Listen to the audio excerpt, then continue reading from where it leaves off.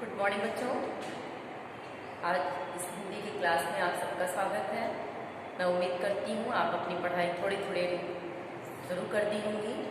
जैसा कि काव्य में हम लोग रीतिकाल के बारे में कल जानकारी हासिल किए थे, उसकी विशेषता आपको बताए थे पूरी, और उससे संबंधित कवि और उनकी रचनाओं को भी बताए थे और लिखवाए भी थे।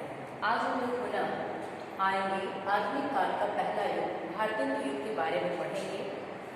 जैसा कि हम जानते हैं कि रीतिकाल में कविता केवल दरबार में, कह लीजिए कि दरबारों में ही अंगड़ाइयाँ ले रहा था, यानी राजाओं महाराजाओं के सानिध्य में जो कवि रहते थे, जिनको आश्रयदाता कवि कहते थे, उन्हीं के गुणों का गान करने में ही कविता सिमट कर रह गई थी। लेकिन जब आधुनिक युग आया तो आधुनिक युग की कविताओं ने दरबार से बाहर निकलकर या दरबारों से मुक्त होकर आम जनता में आ गई।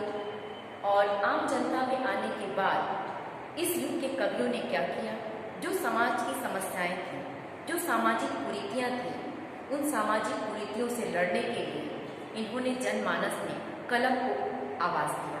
यानी अपने कलम के माध्यम से इन्होंने कविताओं के माध्यम से जनता को जागरूक किया।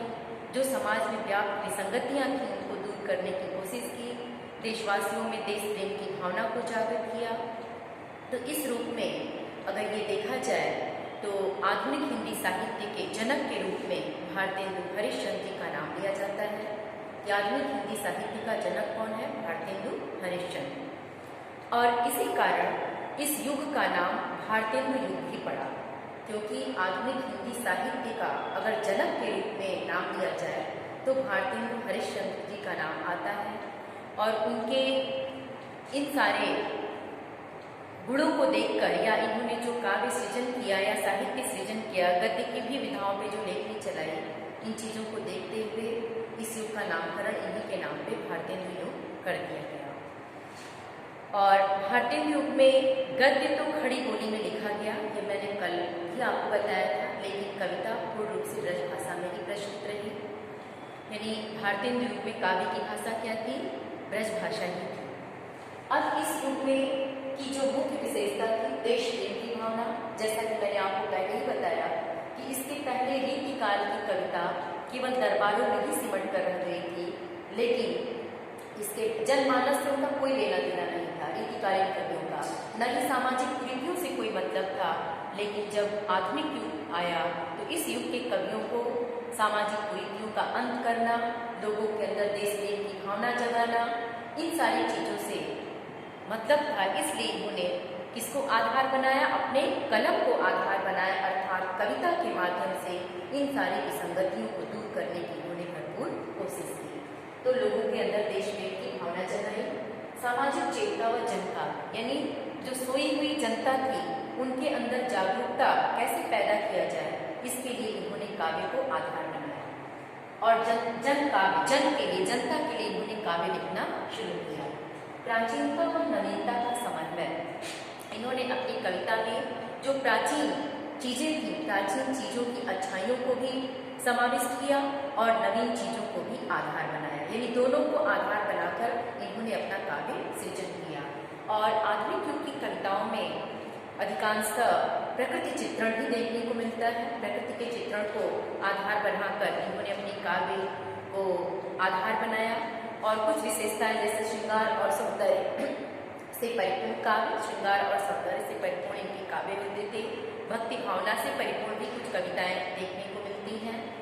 और जैसा कि आप भारतेंदु जी की कविता पढ़ी होगी कि निज भाषा, इन्हीं का है ना मातृभाषा, यानी अपनी हिंदी भाषा की उन्नति के लिए इन्होंने कहा कि निज भाषा उन्नति है, सब उन्नति के मूल, बिन निज भाषा ज्ञान के मिटे नहीं के सोल। यानी अगर हमें अपनी बात कहनी है तो अपनी मातृभाषा का ज्ञान होना अति आवश्यक है। और इन्हीं की कविता है कि अंग्रेजी पढ़ के यद्यपि सबगुण होत प्रवीण, पर निज भाषा ज्ञान के रहत हीन के हीन। तो अपनी मातृभाषा का पर इन्होंने काफी बल दिया और मातृभाषा का ज्ञान होना अति आवश्यक इन्होंने बताया कि जब अपनी मातृभाषा का ज्ञान होगा, उस मातृभाषा में यदि हम कोई बात अपनी किसी के सामने प्रस्तुत करेंगे तो अधिक से अधिक लोग उसको समझ सकेंगे। यही कहा गया गया है जन काव्य, यानी जनता के लिए इन्होंने अपने काव्य का सृजन किया जिसको अधिक से अधिक लोग जान सकें और समझ सकें। और भी बहुत सारी विशेषताएं हैं जिसको आप देख लीजिएगा किताब से।